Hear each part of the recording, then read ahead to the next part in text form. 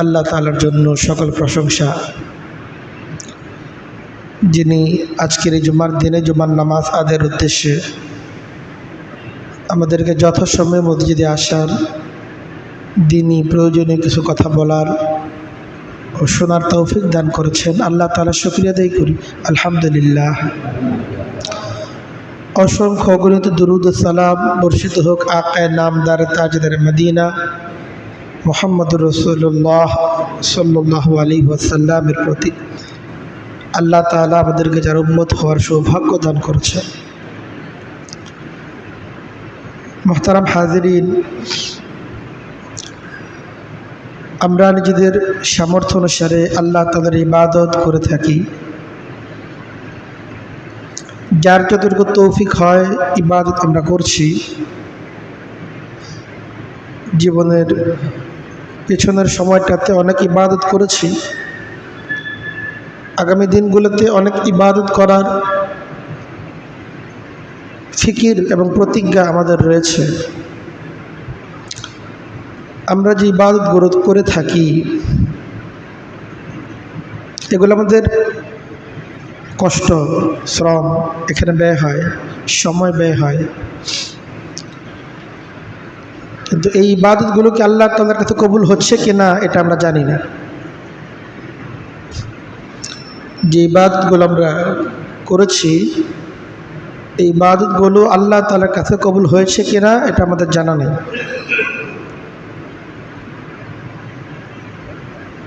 ইবাদত অনেক করলাম, কিন্তু ইবাদত যদি আল্লাহ তাআলার কাছে কবুল না হয়, ইবাদতের পাহাড় তো আমি জমা করলাম, কিন্তু বেলা শেষে দেখা গেল আখিরাতে কিছুই নেই, একটা ইবাদত কবুল হয় নাই। এত এত শ্রম পরিশ্রম এগুলো সব বৃথা গেল। এই জন্য আমাদের যেমন ইবাদতের ফিকির থাকা চাই, ঠিক তেমনিভাবে ইবাদত কবুল হওয়ার জন্য যে শর্তগুলো আছে সেই শর্তগুলোও পূরণ করা চাই, যেন আমাদের ইবাদতগুলো কাঙ্ক্ষিত মানের ইবাদত হয়, ইবাদতগুলো আল্লাহ তাআলার কাছে কবুল হয়, এটার ফিকির আমাদের থাকা চাই। অনেক ইবাদত করলাম, কিন্তু কবুল হওয়ার জন্য যে শর্ত সেগুলো ফলো করলাম না, এবার ইবাদত দিয়ে কী লাভ হবে? তার চেয়ে ইবাদত অনেক করতে পারি নাই, কিন্তু যতটুকু করছি এমন ইবাদত করছি যেটা আল্লাহ তাআলার কাছে কবুল হতে পারে, এই ইবাদত দ্বারাই লাভবান হওয়া যাবে। এই জন্য আল্লাহ তাআলা আমাদেরকে জানিয়ে দিয়েছেন ইবাদত কবুল হওয়ার জন্য তার নিকট কি কি শর্ত। গত মাসখানেক পূর্বে ইবাদতের একটা সিজন আমাদের গেছে, রমজান। আবার সামনেও ইবাদতের একটা সিজন আসতেছে, জিলহজ মাস আসতেছে, হজের মৌসুম আসতেছে, কোরবানির মৌসুম আসতেছে। পাশাপাশি জিলহজ মাসের প্রথম দশক এর ইবাদত অত্যন্ত ফজিলতপূর্ণ ইবাদত। তো ইবাদতের সিজন একটা গেছে, সামনে একটা আসতেছে। এভাবে ইবাদতের সিজন যাবে আসবে, আমরা ইবাদত করব ইনশাআল্লাহ, নিয়ত তো আমরা রাখি, কিন্তু পাশাপাশি সেই ইবাদতগুলো যেন আল্লাহ তাআলার কাছে কবুল হয় এই ফিকিরও আমাদের প্রত্যেকের থাকা চাই। আল্লাহ তাআলার কাছে বান্দার ইবাদত কবুল হওয়ার জন্য প্রথম যে শর্ত সেটা হচ্ছে বান্দার ঈমান থাকতে হবে, নির্ভেজাল ঈমান থাকতে হবে, যে ঈমানের মধ্যে কোনো শিরিক নাই, কোনো কুফর নাই। কুফর এবং শিরিক মুক্ত ইবাদত হতে হবে। ইবাদত করলাম কিন্তু ভিতরে কুফরি। এবার মক্কার মদিনার মুনাফিক যারা ছিল তারাও কিন্তু নামাজ আদায় করত, মুনাফিকরা নামাজ আদায় করত, কিন্তু তার অন্তরে কুফরি। তাদের ইবাদত কি আল্লাহ তাআলার কাছে কবুল হবে? আল্লাহ বলেন ইন্নাল মুনাফিকিনা ফিদ দারকিল আসফালি মিনান নার। মুনাফিকরা জাহান্নামের সবচেয়ে নিকৃষ্ট স্থানে মুনাফিকদের বাসস্থান হবে। কবুল যদি হইতো তাহলে তো জাহান্নামে যাইতে হইতো না, জান্নাতে থাকার কথা। তারা নিজেরা দাবি করতো আমরা ঈমানদার, আল্লাহ বলেন, আল্লাহ সাক্ষী দিয়েছে, ইন্নাল মুনাফিকিনা লাকাযিবুন, এরা মিথ্যা বলতেছে, ভেতরে ঈমান নাই। এজন্য নামাজ তো পড়বো, অনেকে মনে করে ঈমান আছে দেখেই তো নামাজ পড়ি না। ঈমান কি এটা বুঝেই না অনেকে, এরপরও নামাজ পড়ে। ঈমানের সাথে সাংঘর্ষিক কাজগুলো করে, এরপরও নামাজ পড়ে। যে কাজ করলে, যে কথা বললে ঈমান নষ্ট হয়ে যায়, সেই কাজগুলো করতেছে, নামাজ পড়তেছে। ঈমান যে কথার দ্বারা নষ্ট হয়ে যায়, যে কাজের দ্বারা নষ্ট হয়ে যায়, তো ঈমানই চলে গেল। নতুন করে ঈমান নবায়ন করা ছাড়া তো তার কোনো আমল কবুলই হবে না। এই জন্য আল্লাহ তাআলা বলেন, লাইন আশরাকতা লা ইয়াহবাতান্না আমালুক, তুমি যদি শিরিক করো, ক্ষমতার ক্ষেত্রে, শক্তির ক্ষেত্রে, গুণাবলীর ক্ষেত্রে, যে গুণগুলো আল্লাহ তাআলার জন্য প্রযোজ্য, যে শক্তি এবং ক্ষমতাগুলো শুধুমাত্র আল্লাহ তাআলার জন্য প্রযোজ্য, এমন কোনো ক্ষেত্রে যদি কাউকে অংশীদার মনে করা হয়, এটা শিরিক হয়ে যাবে। আর আল্লাহ বলেন, লাইন আশরাকতা, যদি তুমি শিরিক করে ফেলো, লা ইয়াহবাতান্না আমালুক, তোমার বিগত জিন্দেগীর সমস্ত আমল বরবাদ হয়ে যাবে। যদি কেউ শিরিক করে, একটা আমল না, বরং তার জিন্দেগির যত আমল হয়েছে ইতিপূর্বের সমস্ত আমল নষ্ট হয়ে যায়। যদি কাউকে আল্লাহ তাআলার সমকক্ষ সাব্যস্ত করে, যে গুণগুলো আল্লাহর জন্য প্রযোজ্য, যে পর্যায়ের গুণগুলো আল্লাহর জন্য প্রযোজ্য, এই পর্যায়ের গুণ, এই গুণগুলো কেউ যদি অন্য কারোর জন্য সাব্যস্ত করে, যে ক্ষমতাগুলো শুধুমাত্র আল্লাহ তাআলার জন্য প্রযোজ্য, অন্য কেউ এই ক্ষমতা প্রয়োগ করতে পারে না, এখন সকল ক্ষেত্রে যদি এই গুণগুলো কেউ যদি অন্য কারোর জন্য প্রযোজ্য মনে করে, সে তো শিরক করে ফেলল। আর এমন কাজ যদি কেউ করে, লা ইয়াহবাতান্না আমালুক, তার আমল নষ্ট হয়ে যাবে। আল্লাহ তাআলা পবিত্র কোরআনে কারীমের মাঝে বলছেন, কুল হাল নুনাব্বিউকুম বিল আখসারিনা আমালা, নবী আপনাদেরকে জিজ্ঞেস করেন, আমি কি তোমাদেরকে জানাবো তাদের সম্পর্কে যারা আমলের দিক থেকে সবচেয়ে ক্ষতিগ্রস্ত, যারা আমলের দিক থেকে সবচেয়ে বেশি ক্ষতিগ্রস্ত। এরা আমল করছে কিন্তু আমল করার পরও ক্ষতির মধ্যে আছে। এরা কারা জানাবো?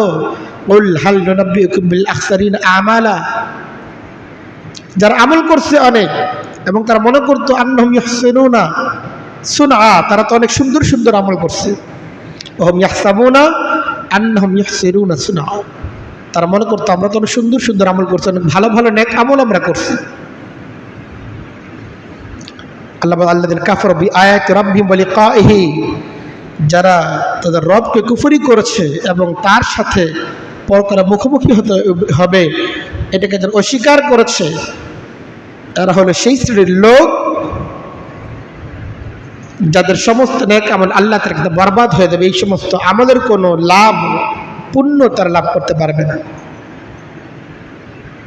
আল্লাযীনা দাল্লা সাইয়ুহুম ফি হায়াতিদ দুনিয়া ওয়া হুম ইয়াহসাবুনা আন্নাহুম ইহসিনুনা সুনআ উলাইকা আল্লাযীনা কাফারু বিআয়াতি রাব্বিহিম ওয়া লিকাইহি। আল্লাহ বলেন, আর আল্লাহ তাদের আয়াতকে অস্বীকার করত। পবিত্র কোরআনে কারীমের মাঝে আল্লাহ তাআলার যে আয়াতগুলো আছে, এই সমস্ত আয়াতের মাধ্যমে আল্লাহ তাআলা যে নির্দেশনা দিয়েছেন, কেউ যদি এগুলোকে অমান্য করে, মনে করে এটা প্রযোজ্য না, আল্লাহ বলছেন লিযযাকারি মিসলু হাজ্জিল উনসায়াইন, মৃত ব্যক্তির পরিত্যক্ত সম্পত্তিতে তার মেয়ে পাবে অর্ধেক, তার ছেলে পাবে দ্বিগুণ। এটা কি মানুষের ফয়সালা? এটা পবিত্র কোরআন কারীমের মাঝে আল্লাহ তাআলার ফয়সালা। আল্লাহ তাআলা তার আয়াত নাযিল করে এই ফয়সালা করে দিয়েছে। কেউ যদি মনে করে এই বিধান প্রয়োগযোগ্য না, এটা অবাস্তব, এটা অসাম্য, এটা বৈষম্য করা হয়েছে, এই ব্যক্তি কাফের হয়ে যাবে। তার যত আমল আছে সমস্ত নেক আমল বরবাদ হয়ে যাবে, এতে কোনো সন্দেহ নেই। এটা তো কথা প্রসঙ্গে একটা উদাহরণ দিলাম, সকল ক্ষেত্রেই এই উদাহরণগুলো প্রযোজ্য। পবিত্র কোরআন কারীমের মাঝে আল্লাহ যে বিষয়গুলো বলেছেন, এগুলোর কোনো একটা বিষয়কে কেউ যদি অস্বীকার করে, আল্লাহ তাআলার হুকুমগুলোর কেউ যদি ইনসাফপূর্ণ মনে না করে এবং এগুলোই যথার্থ এটা যদি কেউ মনে না করে, এগুলোর প্রতি কোনো অবিশ্বাস করে, এই ব্যক্তি কাফের হয়ে যাবে এবং তার কোনো নেক আমল আল্লাহ তাআলার কাছে কবুল হবে। তো ইবাদত কবুল হওয়ার জন্য 1 নম্বর শর্ত হচ্ছে ঈমান থাকতে হবে এবং ঈমান পরিপন্থী কুফর শিরিক এটা না থাকতে হবে। আল্লাহ তাআলার কাছে নিজেদের ইবাদতগুলো কবুল হওয়ার জন্য দ্বিতীয় শর্ত হচ্ছে এই যে আমলগুলো আমরা করব এই আমলগুলো ইখলাসের সাথে করতে হবে, একমাত্র আল্লাহ তাআলাকে রাজি এবং খুশি করার জন্য করতে হবে। দুনিয়ার কোনো লাভ, দুনিয়ার কোনো প্রাপ্তির জন্য না, সুনাম সুখ্যাতির জন্য না। হজ করতে গেছে লোকেরা তাকে হাজি বলবে, দান করছে লোকেরা তারে বলবে দানবীর। তো মানুষের কাছে সুনাম অর্জন করার জন্য, সুনাম সুখ্যাতি অর্জন করার জন্য সে কোনো আমল করবে না, বরং আমল করবে একমাত্র আল্লাহ তাআলাকে সন্তুষ্ট করার জন্য। আল্লাহ বলেন ওয়া মা উমিরু ইল্লা লিয়াবুদুল্লাহ মুখলিসিনা লাহুদ্দিন, তোমাদেরকে আদেশিত করা হয়েছে যে তোমরা যে আল্লাহ তাআলার ইবাদত করবে, ইল্লা লিয়াবুদুল্লাহ, তোমরা আল্লাহ তাআলার ইবাদত করবে মুখলিসিনা লাহুদ্দিন, একনিষ্ঠভাবে তার দ্বীন পালন করার জন্য। একমাত্র তাকে রাজি এবং খুশি করার জন্যই তোমরা ইবাদত পালন করবে, অন্য কারো সন্তুষ্ট অসন্তুষ্টের জন্য না। অনেক সময় বাচ্চারা নামাজ পড়ে কেন আনলে শাস্তি পেতে হবে, আব্বু বকা দিবে, এমন না। তাদেরকে এটা বোঝানো চাই যে না, আসলে আমার জন্য না, তুমি ইবাদত করবে আল্লাহর জন্য, আমার শাস্তির ভয় না। বলো তুমি যদি ইবাদত না করো আল্লাহ তাআলা শাস্তির, এটাকে ভয় করো, আল্লাহর জন্য ইবাদত করো। ইবাদত করলে আমি তোমাকে এইটা দিব এই জন্য না, বরং আল্লাহ তাআলা তোমাকে জান্নাত দিবেন এই জন্য ইবাদত করো। হ্যাঁ, ছোট বাচ্চাদেরকে আগ্রহ তৈরি করার জন্য আমরাও তাদের আমলের জন্য কোনো অফার ঘোষণা করতে পারি, কিন্তু তার মনের মধ্যে এটা অবশ্যই আমাদেরকে প্রবেশ করাতে হবে, বদ্ধমূল করতে হবে যে না, এটা তো তোমাকে এমনি স্যাম্পল আমি তোমাকে দিলাম, কিন্তু তোমার আসল লক্ষ্য এবং উদ্দেশ্য হচ্ছে আখিরাত। তোমার জান্নাতের ভয়ে, জান্নাতের আশায় আমল করা চাই, জাহান্নামের ভয়ে আমল করা চাই, আল্লাহ তাআলা সন্তুষ্টির জন্যই তোমাকে আমল করা চাই। যদি দুনিয়ার জন্য, লোক দেখানোর জন্য আমল করে, তো হাদিসের মধ্যে তো বলা হয়েছে আর রিয়া ও শিরকুন খাফিয়ুন, মানুষকে দেখানোর জন্য কোনো আমল করা এটাও একটা ছোট ধরনের একটা শিরিক, এটাও শিরকের একটা অন্তর্ভুক্ত। যে কথা ছিল আল্লাহকে দেখানোর জন্য আমল করবে, কিন্তু সে লোকেদেরকে দেখানোর জন্য আমল করতেছে, গায়রুল্লাহর জন্য আমল করতেছে, মানুষকে দেখানোর জন্য আমল করতেছে, মানুষ থেকে বাহবা কোরআনের জন্য আমল করতেছে, এমন না হওয়া উচিত। এজন্য আমলটা অবশ্যই আল্লাহ তাআলা সন্তুষ্টির জন্য আমাদের সমস্ত আমল হওয়া চাই। এটা ইবাদত কবুল হওয়ার জন্য দ্বিতীয় মৌলিক শর্ত। ইবাদত কবুল হওয়ার জন্য তৃতীয় মৌলিক যে শর্ত সেটা হচ্ছে এই যে ইবাদতগুলো আমরা করব সেই ইবাদতগুলোকে নবী করিম সাল্লাল্লাহু আলাইহি সাল্লামের তরিকা অনুসারে করতে হবে। আল্লাহর যে হুকুমগুলো আছে এগুলোই তো ইবাদত। আল্লাহ তাআলা যে কাজগুলো আমাদেরকে করতে বলেছেন এগুলো করার নামই তো ইবাদত, আল্লাহর ইবাদত করা। এই কাজগুলো নিজের খেয়াল খুশি মতো না, বরং নবী করিম সাল্লাল্লাহু আলাইহি সাল্লাম যেভাবে করেছেন এবং সাহাবায়ে কেরাম এবং তার উম্মতকে যেভাবে শিক্ষা দিয়েছেন ওইভাবে আমলগুলো করা চাই, তাহলে ইবাদতগুলো আল্লাহ তাআলার কাছে কবুল হবে। অন্যথায় কেউ যদি নিজের মতো করে আমল করে, আল্লাহ বলছেন আকিমুস সালাহ, নামাজ আদায় করো, নামাজ আদায় করলো নিজের মতো করে না, সুন্নতের পরোয়া করলো না, নিজের যেভাবে সেভাবে একভাবে নামাজ পড়ে ঠিকঠাক কোনো রকম দৌড়ের উপরে চলে গেল। আল্লাহ তাআলা জিহাদের কথা বলেছেন, জিহাদ তো আল্লাহ তাআলার হুকুম, কিন্তু সেটা নবী করিম সাল্লাল্লাহু আলাইহি সাল্লামের তরিকা অনুসারে করলো না, করলো নিজের খেয়াল খুশি অনুসারে, নিজের মতবাদ অনুসারে করলো। আল্লাহ তাআলা হজ করতে বলেছেন, আতিমুল হজ্জ ওয়াল উমরাতা লিল্লাহ, হজ করো উমরা করো আল্লাহ তাআলার জন্য, কিন্তু সেটা নবী করিম সাল্লাল্লাহু আলাইহি সাল্লাম কিভাবে হজ করেছেন সে জানেই না। যদি আমাদের আমলগুলো নবী করিম সাল্লাল্লাহু আলাইহি সাল্লামের তরিকা অনুসারে না হয় এই আমলগুলো আল্লাহ তাআলার কাছে কবুল হবে না। আল্লাহ তাআলা বলেছেন উদু ইলা রাব্বিক, তোমার রবের দিকে ডাকো। তাহলে তো দাওয়াত দিতে হবে মানুষকে। এবার দাওয়াতের কাজ করতেছে কিভাবে? নিজের যেমনি বুঝে আসতে আপনি করতেছে, এটা কি ইবাদত হবে? এই ইবাদত আল্লাহ তাআলার কাছে কবুল হবে না, বরং আমল করতে হবে, দাওয়াতের কাজ সেভাবে করতে হবে নবী করিম সাল্লাল্লাহু আলাইহি ওয়াসাল্লাম যেভাবে করছেন। আল্লাহ রাসূল সাল্লাল্লাহু আলাইহি ওয়াসাল্লাম বলেন মান আমিলা আমালান লাইসা মিন্না ফাহুয়া রাদ্দুন লাইসা মিন আমরিনা ফাহুয়া রাদ্দুন। কেউ যদি এমন করে আমল করে যে আমলটা আমাদের নিয়ম অনুসারে হয় নাই, ফাহুয়া রাদ্দুন, এই আমল কবুল হবে না, এই আমল ফিরিয়ে দেওয়া হবে। এই জন্য আমরা যে আমলগুলো করতেছি, এই আমলগুলো যদি আমরা চাই যে আল্লাহ তাআলার কাছে কবুল হোক, তার প্রতিটা আমলের ক্ষেত্রে আমাদের জানা চাই যে নবী করিম সাল্লাল্লাহু আলাইহি ওয়াসাল্লাম এই আমলগুলো কিভাবে করেছেন। তিনি যেভাবে করেছেন আমাদের আমলগুলো যদি ওইভাবে হয়, আল্লাহ তাআলার কাছে সেই আমলগুলো কবুল হবে। যতটুকু তার আমলের সাথে মিলে ততটুকু কবুল হবে, আর যতটুকু তার আমলের সাথে পার্থক্য হবে তত বেশি সেটা ঝুঁকিপূর্ণ হবে। এই জন্য মুমিনের তো সমস্ত আমলই ইবাদত হতে পারে। একজন মুমিনের শুধু নামাজ ইবাদত, রোজা, হজ, যাকাত এটা ইবাদত না। সে রাস্তায় হাঁটতেছে এটাও ইবাদত, সে একজনের সাথে কথা বলতেছে এটাই ইবাদত, সে ব্যবসা করতেছে এটাও তার ইবাদত, সে খানা খাচ্ছে এটাও তার ইবাদত, সে যে ঘুমোচ্ছে এটাও তার ইবাদত, সে যে ঘুম থেকে উঠতেছে এটাও ইবাদত, এমনকি সে যে বাথরুমে যাচ্ছে এটাও ইবাদত, বাথরুম থেকে বের হইতেছে এটাও ইবাদত, সে যে তার স্ত্রীর সাথে স্ত্রী সুলভ আচরণগুলো করবে এইটাও ইবাদত। তো সমস্ত আমল তার ইবাদত হবে যদি সেটা নবী করিম সাল্লাল্লাহু আলাইহি ওয়াসাল্লামের তরিকা অনুসারে হয়। আর নবী করিম সাল্লাল্লাহু আলাইহি ওয়াসাল্লামের তরিকা অনুসারে যদি না হয়, তা নামাজ পড়লেও সেটা ইবাদত হবে না। আর নবী করিম সাল্লাল্লাহু আলাইহি ওয়াসাল্লামের তরিকা অনুসারে যদি হয়, তার জিন্দেগির প্রত্যেকটা আমল এটা ইবাদতে পরিণত হবে। এই জন্য আমরা তো আমল তো করি, তো এই আমলগুলো যেন আল্লাহ তাআলার কাছে কবুল হয়, এটার জন্য শর্ত হচ্ছে এগুলো নবী করিম সাল্লাল্লাহু আলাইহি ওয়াসাল্লামের তরিকা অনুসারে হওয়া চাই। আল্লাহ রাসূল বলেন, আল্লাহ তাআলা বলেন কুল ইন কুনতুম তুহিব্বুনাল্লাহ, তোমরা যদি আল্লাহ তাআলা সন্তুষ্টি চাও, আল্লাহ তাআলার ইবাদত করো, আল্লাহ তাআলা সন্তুষ্টি চাও, আল্লাহ তাআলা তোমাদের ইবাদতগুলো কবুল করবে এটা চাও, ফাত্তাবিউনি, আমার অনুসরণ করো, দেখো আমি কিভাবে করি, কোন আমল আমি কিভাবে করতেছি এটা লক্ষ্য করো এবং তোমার আমলটাকে ওইভাবে করার চেষ্টা করো। তোমার আমল যখন ওইভাবে হবে, ইউহিব্বুকুমুল্লাহ, আল্লাহ তাআলা তোমাদের আমলগুলো পছন্দ করবেন, তোমাদেরকে পছন্দ করবেন, তোমাদেরকে আল্লাহ তাআলা মহব্বত দান করবেন।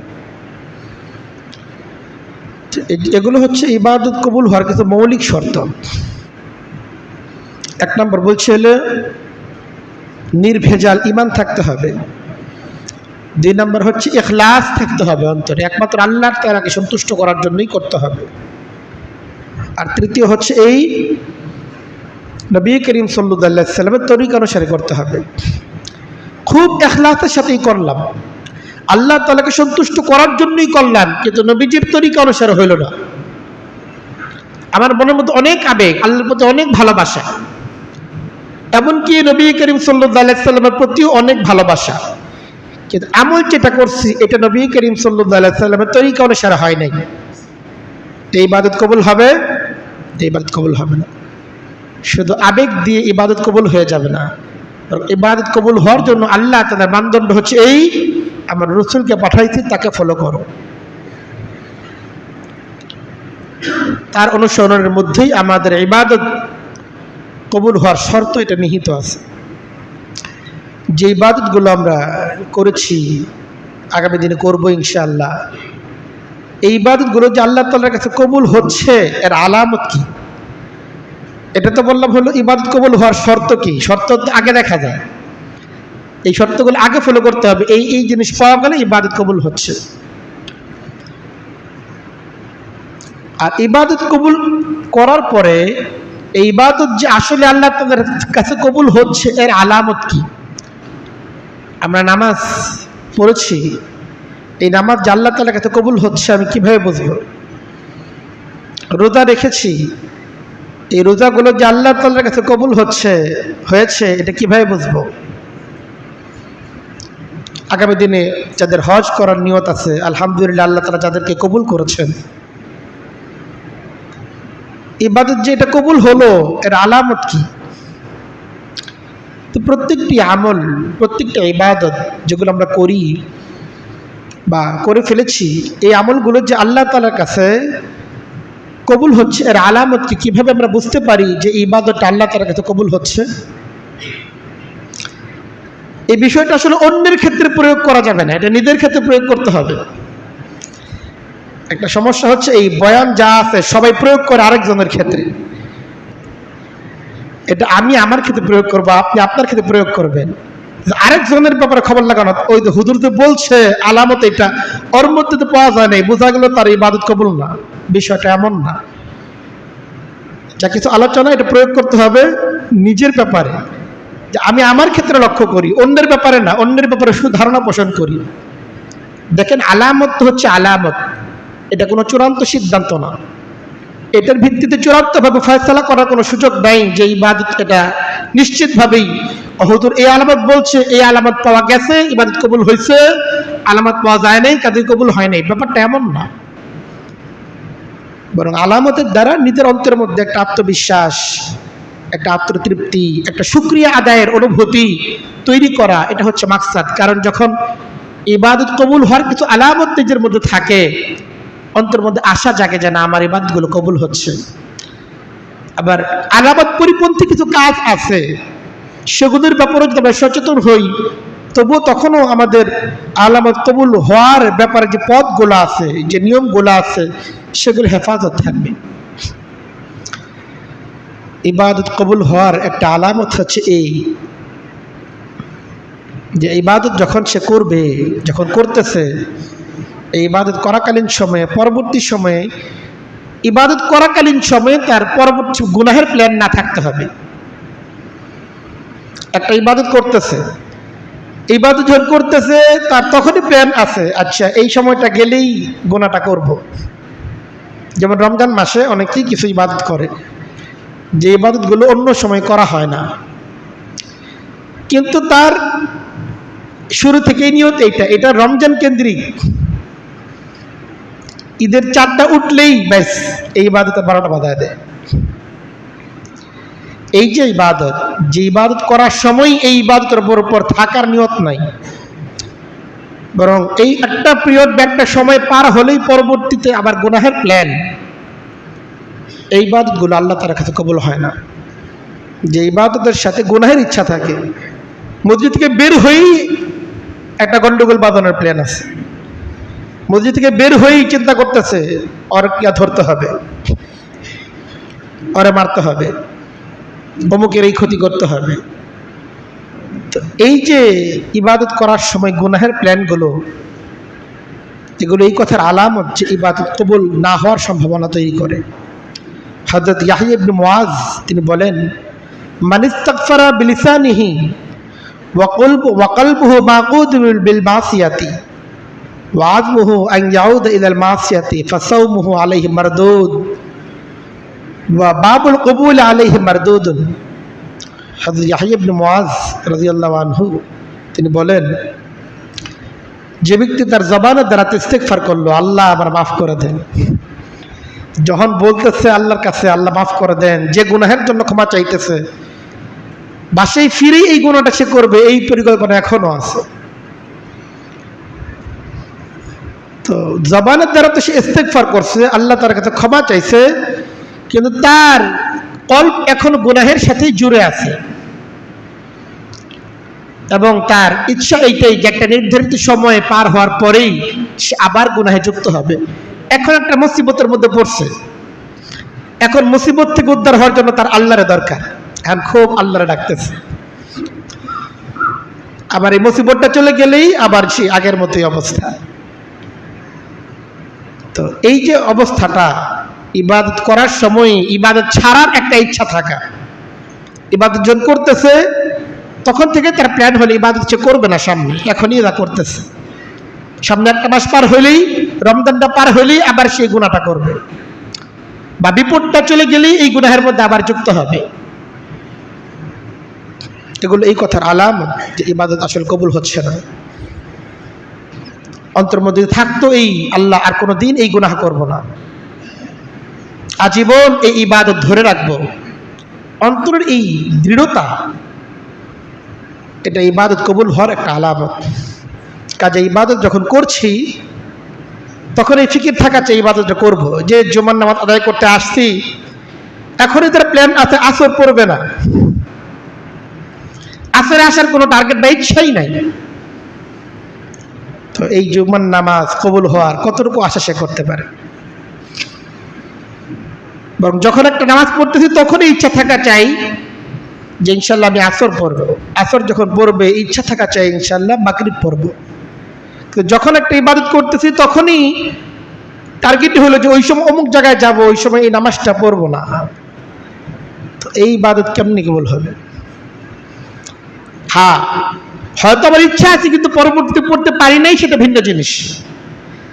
কিন্তু ইবাদত করাকালীন সময় ইবাদতকে কন্টিনিউ করার, ধরে রাখার মানসিক দৃঢ়তা এবং নিয়ত অন্তরে থাকা চাই, এবং ইবাদত করাকালীন ইবাদত পরিপন্থী গুনাহের কোনো ইচ্ছা অন্তরের মধ্যে না থাকা চাই।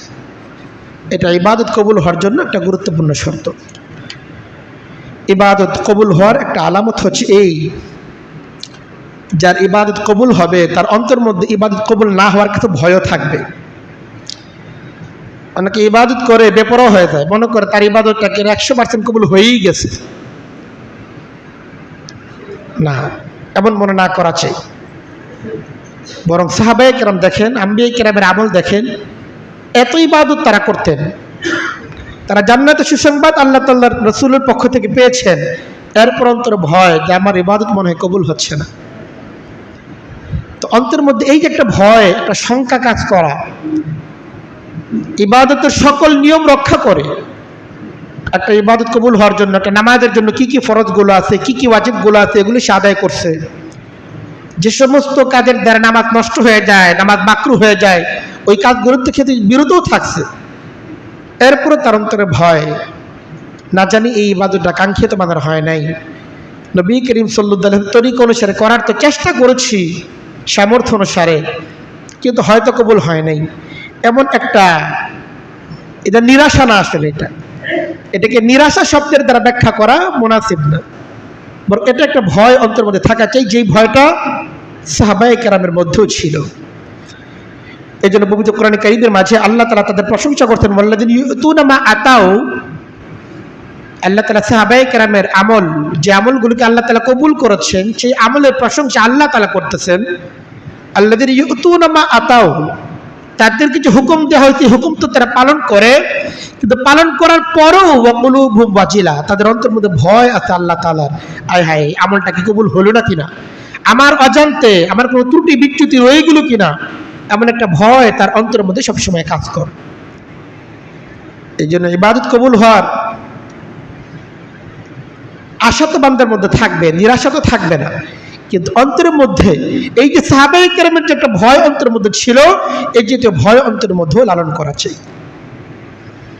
3 নাম্বার আলামত, সেটা হচ্ছে এই ইবাদত কবুল করার, ইবাদত করার পরে ইবাদত কবুল হওয়ার ব্যাপারে নিরাশ না হবে সে, ইবাদত কবুল হওয়ার আশাও থাকবে এবং আল্লাহ তাআলার কাছে দোয়াও সে অব্যাহত রাখবে। ইবাদত করার পরে ইবাদত কবুল হওয়ার জন্য দোয়া করতে পারা, এটাও ইবাদত কবুল হওয়ার একটা আলামত। ইবাদত করলাম, ব্যাস জিম্মাদারি শেষ হয়ে গেছে, এটা মনে না করা চাই। বরং ইবাদত করার পরে আল্লাহ তাআলার কাছে এই প্রার্থনাও করা চাই, দোয়াও করা চাই যে আল্লাহ আমি তো ইবাদত করছি, আমি আমার মতো করে করছি, যতটুকু পারছি আমি চেষ্টা করছি, এই ইবাদতগুলোকে আপনি আপনার মতো করে কবুল করেন। এই জন্য দোয়াটাকে অনেকে অপ্রয়োজনীয় মনে করে, দোয়ার প্রয়োজন মনে করে না, অথচ দোয়ার প্রয়োজন আছে। আপনি দেখেন আম্বিয়া কেরাম প্রত্যেকটা আমল করার পরে কিন্তু এই আমলের করি শেষ করে দিতেন না, বরং আল্লাহ তাআলার কাছে দোয়াও করতেন, আল্লাহ এই আমলটাকে আপনি কবুল করে নেন।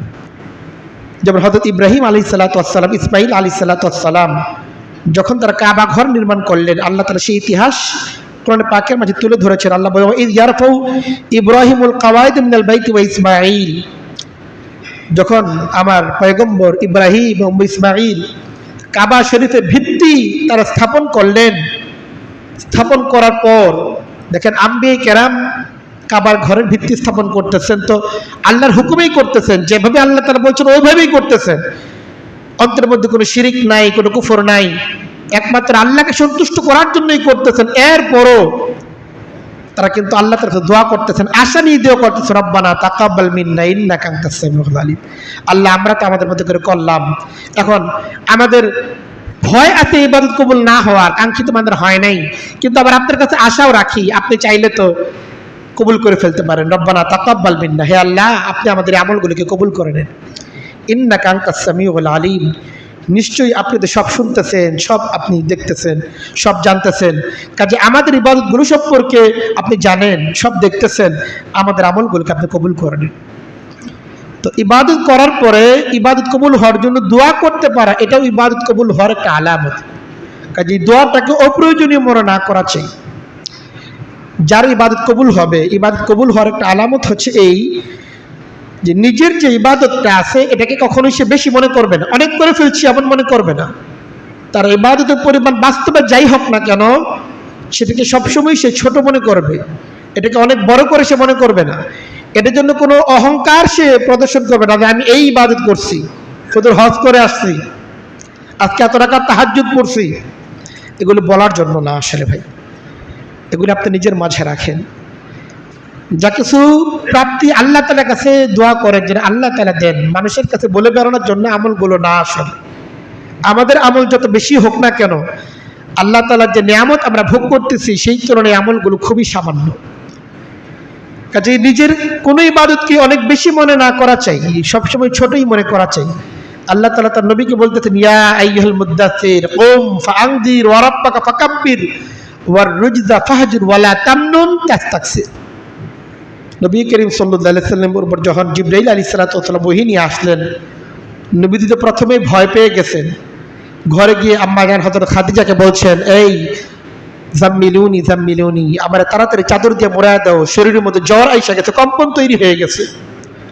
নবী করিম সাল্লাল্লাহু আলাইহি সাল্লাম খাদিজাতুল কুবরার ঘরে শুয়ে আছেন, আল্লাহ তাআলা ডাক দিচ্ছেন, ইয়া আইয়ুহাল মুদ্দাসসির, এই চাঁদের আবৃত ব্যক্তি, কুম দাঁড়াও, তোমার বসে থাকা শুয়ে থাকার জন্য না, এই ওহী শুয়ে থাকার জন্য দেওয়া হয় নাই। কুম ফাআনদির, দাঁড়ান, মানুষকে সতর্ক করেন। কুম ফাআনদির ওয়া রাব্বাকা ফাকাব্বির, আপনার রবের বরত্ব আপনি ঘোষণা করেন। ওয়ার রুজজা ফাহজুর, অন্যায় এবং মূর্তি পূজা এগুলো থেকে আপনি মানুষকে নিজেও বিরত থাকেন, মানুষকে বিরত রাখার দাওয়াত দেন। ওয়ালা তামনুন তাস্তাকসির, কোনো ইবাদতকে আপনি বড় মনে করবেন না, ইবাদতের গর্বে আপনি গর্বিত হবেন না যে আমি অনেক ইবাদত করে ফেলছি, আমার কাছে ওহী আসছে। যদি গর্ব করতে হয়, এটা তো সবচেয়ে বড় গর্ব করার ব্যাপার ছিল যে আল্লাহ তাআলা সর্বশেষ ওহী সর্বশেষ পয়গম্বরের কাছে আসছে, উনি সাইয়্যিদুল মুরসালিন। দুনিয়াতে কোনো নিয়ামত পেয়ে কোনো ব্যক্তির যদি গর্ব করতে হয়, সবচেয়ে গর্ব করতে পারতেন কে? মুহাম্মদুর রাসূলুল্লাহ সাল্লাল্লাহু আলাইহি সাল্লাম। আল্লাহ তাআলার কাছে সবচেয়ে নিয়ামতের তিনি অধিকারী। আল্লাহ তাআলা তাকে বলতেছেন গর্ব করা যাবে না। নিজের যে আমলগুলো আছে, যত আমলই করেন সমস্ত আমলকে ছোট মনে করা চাই, এগুলোকে বড় মনে না করা চাই। আমল যেন আমাদের মধ্যে আরো বিনয় আনে, আমাকে যেন আরো বিনয়ী করে তোলে, আমাকে এই অনুভূতি থাকতে হবে। আমল করার পরও যে বিনয়ী, তা বুঝতে হবে তার আমলগুলো আল্লাহ তাআলার কাছে যাচ্ছে, এই আমলগুলো আল্লাহ তাআলার কাছে কবুল হচ্ছে। নেক আমল করার পরে নেক আমল কবুল হওয়ার একটা আলামত হচ্ছে এই, নেক কাজ করতে এখন ভালো লাগে, নেক কাজের প্রতি একটা ভালো লাগা, একটা ভালোবাসা তার মধ্যে কাজ করে, নেক কাজের অপেক্ষা তার মধ্যে কাজ করে। পাশাপাশি এই নেক কাজের পরিপন্থী যে গুনাহ আছে, গুনাহের কাজটা তার আর ভালো লাগে না। নেক কাজকেও তার ভালো লাগে এবং এই নেক কাজ যারা করতেছে তাদেরকেও তার ভালো লাগে। এই গুনাহের কাজটাও তার ভালো লাগে না এবং এই গুনাহের কাজ যারা করতেছে তাদেরকেও তার এখন ভালো লাগে না, যে লোকগুলি গুনাহের কাজ করতেছে। এটা নেক কাজ কবুল হওয়ার একটা আলামত। আল্লাহ বলেন, আল্লাযীনা আমানু ওয়া তাতমাইন্নু কুলুবুহুম বিযিকরিল্লাহ, যারা ঈমানদার এবং তাদের অন্তর আল্লাহ তাআলার জিকির, আল্লাহ তাআলার ইবাদত এগুলোর মাধ্যমে প্রশান্তি লাভ করে। নেক কাজ এটার মধ্যে তার দিল প্রশান্ত হয়ে যায়, কেমন যেন একটা ভালো লাগা কাজ করতেছে। নামাজ পড়ার পরেই নার মধ্যে একটা ভালো লাগা কাজ করতেছে, আলহামদুলিল্লাহ নামাজ পড়তে পারছি। কিন্তু নামাজ পড়ার আগেও যে অবস্থা, নামাজ পড়ার পরে একই অবস্থা। বিশেষ কিছু লাভ করলাম, বিশেষ কিছু অর্জন করলাম নামাজ করার মাধ্যমে, এই অনুভূতি আসতেছে না, কোনো শুকরিয়া আসতেছে না, কোনো ভালো লাগা আসতেছে না। বরং নামাজের কেরাতটা কেন লম্বা হয়ে গেল এটার জন্য বিরক্তি, হুজুর কেন 2 আয়াত বেশি পড়লো এটার প্রতি বিরক্তি। তো বুঝতে হবে এই নেক আমল তার আসলে কবুল হচ্ছে না। নেক আমল যদি কবুল হতো, এর একটা আলামত হচ্ছে এই নেক কাজ ভালো লাগে, নেক কাজ দীর্ঘায়িত হলে ভালো লাগে, নেক কাজের পরে একটা ভালো লাগা কাজ করে। যে লোক বলে নেক কাজ করতেছে তাদের ভালো লাগে, কিন্তু এরপর আমাদের সমাজে আছে যে তাদের সকল টার্গেট হলো যারা নেক কাজ করতেছে তাদেরকে নিয়ে টার্গেট। কত মানুষ যে নামাজ পড়ে না এদের নিয়ে কোনো ফিকির নাই, কিন্তু কিছু লোক নামাজ পড়তেছে, এদের যাবতীয় ভুল ভ্রান্তি ধরার পেছনে সব ফিকির কিছু লোক ব্যয় করে। আছে কি নাই? নামাজি ব্যক্তিরা টার্গেট, দেখো নামাজ পড়ে এই কাজ করে, আর নামাজ না পড়লেও তো অনেক লোক এই কাজ করতেছে, সেটা আপনি কেন দেখেন না? নামাজ পড়ে বিধায় সে সব অন্যায় থেকে মুক্ত হয়ে যাবে। হ্যাঁ, নামাজ যখন নামাজের মানের হবে তখন আস্তে আস্তে সমস্ত অপরাধ থেকেই সে বিরত থাকার যোগ্যতা তার মধ্যে তৈরি হবে। কিন্তু নামাজের ব্যাপারে এই বিষোদ্গার কেন হবে? নামাজি ব্যক্তির প্রতি এই বিষোদ্গার কেন হবে? বিষোদ্গার এই জন্যই হয় যে এই আমল, আমার নেক আমলগুলো আল্লাহ তাআলার কাছে কবুল হচ্ছে না। যদি কবুল হতো, নেককারদেরকে আবার ভালো লাগতো, নেককাজকে আবার ভালো লাগতো। হ্যাঁ, তার ভুল সংশোধনের জন্য আমি ভিন্ন পন্থা অবলম্বন করতে পারি, কিন্তু তার নামাজকে আমি কেন খোঁটা দিয়ে আমি তার ভুল ধরতে যাব? এটা তো ভুল পথ। এই পথ থেকে বেরিয়ে আসতে হবে। আলামত নেক আমল কবুল হওয়ার একটা আলামত হচ্ছে এই, একটা নেক কাজ করার পরে দ্বিতীয় একটা নেক কাজ করার তৌফিক আল্লাহ তাআলাই তাকে দিয়ে দেন। যার আমলটা আল্লাহ তাআলার কাছে কবুল হয়, এটা আসলে তৌফিক দিয়ে দেওয়া ব্যাপারটা এইভাবে না, এর আগেও একটা পর্যায়ে আছে, সেটা হচ্ছে এই নেক কাজের সুযোগ সে লাভ করে। দেখবেন নামাজের সময় তার একটা ব্যস্ততা কমে গেছে, নামাজ আদায়ের একটা সুযোগ তার অটোমেটিক হয়ে গেছে। দোকানদার দেখা যায় ওই সময় দোকানের ব্যস্ততা তার কমে গেছে, কাস্টমার নাই, আচ্ছা ঠিক আছে নামাজটা পড়ে আসে, সুযোগ হয়ে গেছে। ঘুমিয়েছে, ওই যখন নামাজের সময় হয়েছে ঘুমটা তার অটোমেটিক ভেঙে গেছে, সুযোগ তৈরি হয়ে গেছে। সুবহানাল্লাহ। তো নেক কাজ আল্লাহ তাআলার কাছে কবুল হওয়ার একটা আলামত হচ্ছে এই যে আল্লাহ তাআলা তার নেক কাজের সুযোগ তৈরি করে দেন। এমনকি যে সমস্ত ব্যক্তিদের নেক আমল কবুল হয় তাদের গুনাহের পথে বিভিন্ন রকম বাধাও আল্লাহ তাআলা তৈরি করে দেন। একটা গুনাহ কাজ তার করার ইচ্ছা ছিল, দেখা যায় এমন একটা ঝামেলা হয়ে গেছে, হঠাৎ একদিন চলে আসছে, এই গুনার কাজটা আর করতে পারেনি। একজনের গীবত করতেছিল, এমন সময় বা গীবত করার পর্যায়ে আসছে, এমন সময় হঠাৎ এমন এক ব্যক্তির তৃতীয় ব্যক্তি চলে আসছে, এখন গীবতটা আর করতে পারে নাই, আল্লাহ তাআলা তাকে গীবত থেকে হেফাজত করে দিয়েছে। এই যে ব্যাপারগুলো আসে, নেক কাজের সুযোগ তৈরি হয়ে যাওয়া, গুনাহের কাজের সুযোগগুলো বন্ধ হয়ে যাওয়া, এটা আসলে নেক আমল আল্লাহ তাআলার কাছে কবুল হওয়ার একটা আলামত। আল্লাহ বলেন আম্মা মান আতা ওয়াত্তাকা ওয়া সাদ্দাকা বিল হুসনা ফাসানুয়াসসিরুহু লিল ইউসরা। আল্লাহ বলেন যারা ঈমানদার, তাকওয়া অবলম্বন করে, তো আম্মা মান আতা ওয়াত্তাকা এবং দান সদকা করে, ওয়া সাদ্দাকা বিল হুসনা এবং আমার যে কালেমা, এই কালেমার প্রতি বিশ্বাস রাখে, ফাসানুয়াসসিরুহু লিল ইউসরা, সমস্ত নেক আমলগুলো আমি তার জন্য সহজ করে দেব। আর আমার কালেমাকে যে অস্বীকার করে এবং যে কৃপণতা করে, নিজে বেপরোয়া হয়ে যায়, তার জন্য গুনাহের কাজগুলো আমি সহজ করে দেব। কিছু লোকের জন্য নেক কাজ করা সহজ হয়ে যায়, আর কিছু কিছু লোকের জন্য গুনাহের কাজ করা সহজ হয়ে যায়। গুনাহের কাজ সহজ হয়ে যাওয়া এটা আসলে আমল কবুল না হওয়ার আলামত, আর নেক কাজ সহজ হয়ে যাওয়া এটা নেক কাজ কবুল হওয়ার একটা আলামত। আল্লাহ তাআলা আমাদের এই সমস্ত নেক আমলগুলো সহজ হয়ে যায় যেন তৌফিক দান করে। নেক কাজ কবুল হওয়ার একটা আলামত হচ্ছে এই নেক কাজের প্রতি দৃঢ়তা থাকে। একটা আমল করার পর যখন পরবর্তী এই নেক আমলটা আবার করার সুযোগ হয়, তো বুঝতে হবে আগের নেক আমলটা হয়তো কবুল হয়েছে। একটা নেক আমল করার পরে যখন আরেকটা আমল করার তৌফিক হয়, করতে পারতেছে, তো বুঝতে হবে আগের নেক আমলটা হয়তো আল্লাহর কাছে কবুল হয়েছে, এই জন্যই পরবর্তী নেক আমল করার সুযোগ আবার হয়ে গেছে, করে ফেলতে পারছে। এবং আল্লাহ তাআলার কাছে প্রিয় সেই আমল, আল্লাহ রাসূল সাল্লাল্লাহু আলাইহি সাল্লাম বলেন আহাব্বুল আমাল ইলাল্লাহি আদওয়ামুহা ওয়া ইন কাল্লা। আল্লাহ তাআলার কাছে সবচেয়ে প্রিয় আমল সেই আমল যে আমলটা নিয়মিত হয়, সেটার পরিমাণ অল্প হোক না কেন। একদিন পুরা কোরআন শরীফ এক পারা পড়ে ফেলছে, আর 7 দিন কোরআনের সাথে তার কোনো খোঁজ খবর নাই, সাক্ষাৎ নাই। তার চেয়ে এটা উত্তর দেয় প্রতিদিন সে 1 পৃষ্ঠা পড়ে, 2 পৃষ্ঠা পড়ে, কিন্তু নিয়মিত সে আমলটা করে। একদিন অনেক জিকির আজগার করছে, বাকি 7 দিন আর জিকির আজগার নাই। একদিন এসে নামাজ পড়ছে, বাকি 7 দিন আর নামাজ নাই। এটা না, বরং আল্লাহ তাআলা ফরজ হুকুমগুলো নিয়মিত আদায় করেন, নফল সুন্নত যতটুকু পারেন করেন, চেষ্টা করা চাই সেগুলোও করার জন্য, কিন্তু ফরজ আমাদের ব্যাপারে কোনো আপোষ নাই, কোনো ছাড় নাই, এগুলো করতেই হবে। হারাম এটা কোনো আপোষ নাই, এটা ছাড়তেই হবে। আহাব্বুল আমাল ইলাল্লাহি আদওয়ামুহু ওয়া ইন কাল্লা, পরিমাণে অল্প হোক, খুব বেশি আমল না হোক, অনেক সুন্নত, অনেক নফল, অনেক জিকির আজকার তাহাজ্জুদ করতে পারছে না হোক, অন্তত ফরজ নামাজগুলো জামাতের সাথে পড়ুক, অন্তত হারাম থেকে বাঁচুক। এটা আল্লাহ তার কাছে অনেক প্রিয়। বিশেষ করে বর্তমান জমানা যেখানে গুনাহের সয়লাব চলতেছে, গুনাহ থেকে বাঁচা বড় কঠিন হয়ে গেছে, নজর হেফাজত করা কঠিন হয়ে গেছে। এই জমানায় মানুষ যদি অন্তত হারাম থেকে বাঁচে আর নেক আমল, অন্তত ফরজ আমলগুলোও করে,